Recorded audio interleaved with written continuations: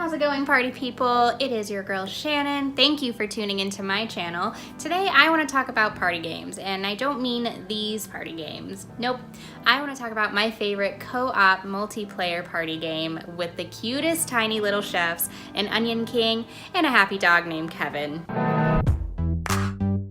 Yep, we are talking all things cooking with Overcooked. Now today I'm going to go over Overcooked 2 instead of Overcooked because that's the gameplay footage I have and it's what we're working with. If you like today's video, be sure to hit that like and subscribe button for more content from the Sailor single player channel, and here we go. Putting it lightly, I love Overcooked 2. Unlike other co-op party games such as Mario Party, Super Mario Party, Mario Party 5, and Left 4 Dead, Overcooked remains my go-to when it comes to multiplayer games that I can casually sit down with family and friends and clock in countless hours grinding. From its cute characters, forced collaboration, and hysterical oops moments that are bound to happen throughout your gameplay, Overcooked always manages to put a smile on my face. It's one of those multiplayer games where I can say, yes, even us grouchy single players can crawl out of our hole every now and then and find entertainment and joy, even if that means we get to share the screen and, God forbid, controller with our family and friends for just a few short minutes. Overcooked 2 is a cooking simulator game developed by Team 17 and Ghost Time Games.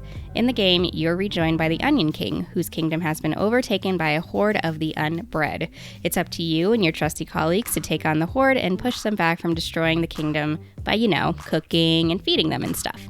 Easy enough, right? Well, in order to get into tip-top shape to take on the horde, you must first complete numerous worldly kitchens throughout the kingdom, each with their own challenges and strategies to complete. I mean, once you get to the horde, you're gonna want to know how to throw supplies and dash, so I appreciated the practice. In my opinion, Overcooked is kind of a compilation of all the phone app games we downloaded and spent countless hours playing when we should have been paying attention in geometry or world history if that wasn't really your thing in school. It's got the fast-paced elements similar to Diner Dash, Turbo Subs, and Cooking Fever with the cute layout and caricatures you'll find in Cooking Mama. The main thing here, though, is instead of playing with yourself, you'll really want to play with other people. The game is really made for co-op gameplay and not so much single-player gaming.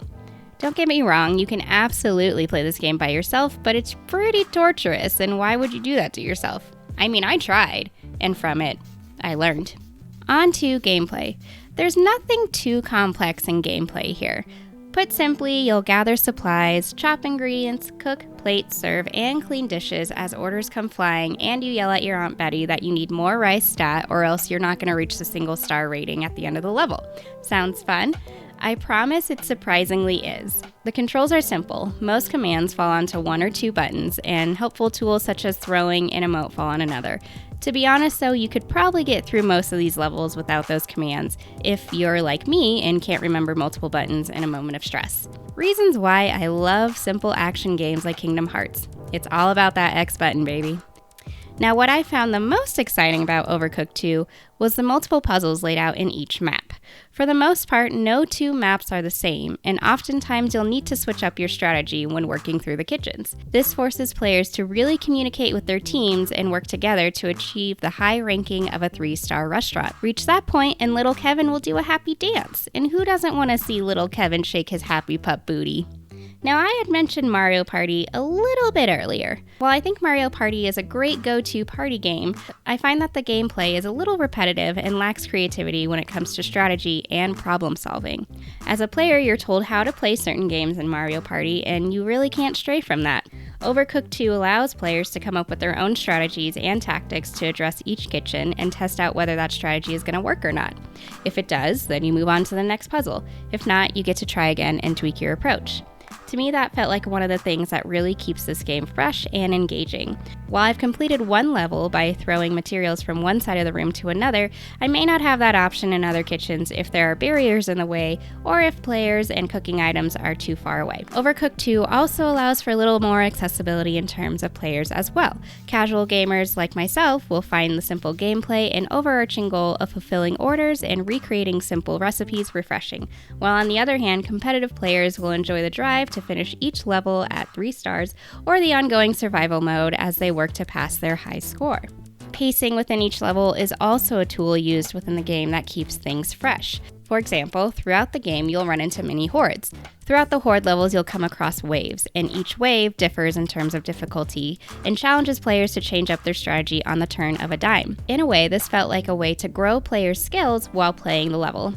By stretching out the difficulty in the single level, both casual and competitive gamers have to change their tactic when approaching Horde characters, since they differ in damage and order fulfillment.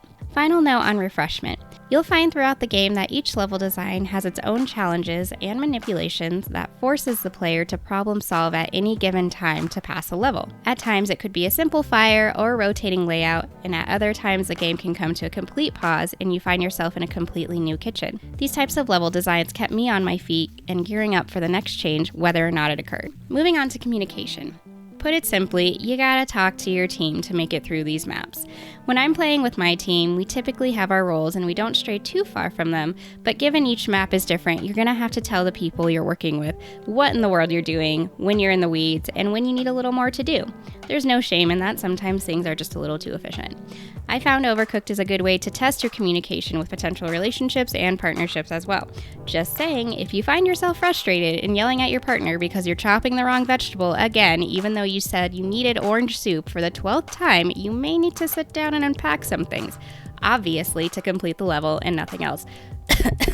So while I believe Overcooked 2 can be enjoyed by most players just based off its accessibility and level designs that keep the game fresh, there are a few things you probably want to look out for.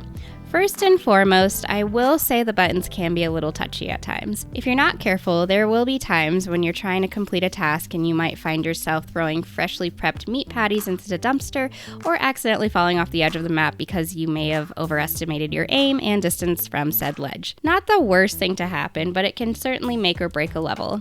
Another thing that may be due to more internet issues than actual gameplay, but if you find yourself playing online with friends and family, there are times lag can become a problem. Put simply, there's no room for delays or technical glitches throughout the levels, since everything is on hyperdrive and tasks must be executed to the utmost efficiency or risk missing an order and losing money for making a customer wait too long. All in all though, I would say there's definitely more pros than cons when playing Overcooked 2. From the multiple design puzzles and quirky characters, I would highly recommend pulling this game out at your next game night or family get-together because odds are everyone is likely to get a laugh out of the game. Thank you guys so much for tuning into my video today to do something a little different and not attach a number to this review, mostly just from the standpoint that I just want to share my views and opinions on games, and both of those things are subjective, so that would make the number that I attach to the review as well also subjective. So like, why? And what does that number even mean? I hope you enjoyed this video and pulled valuable information about Overcooked 2 from it.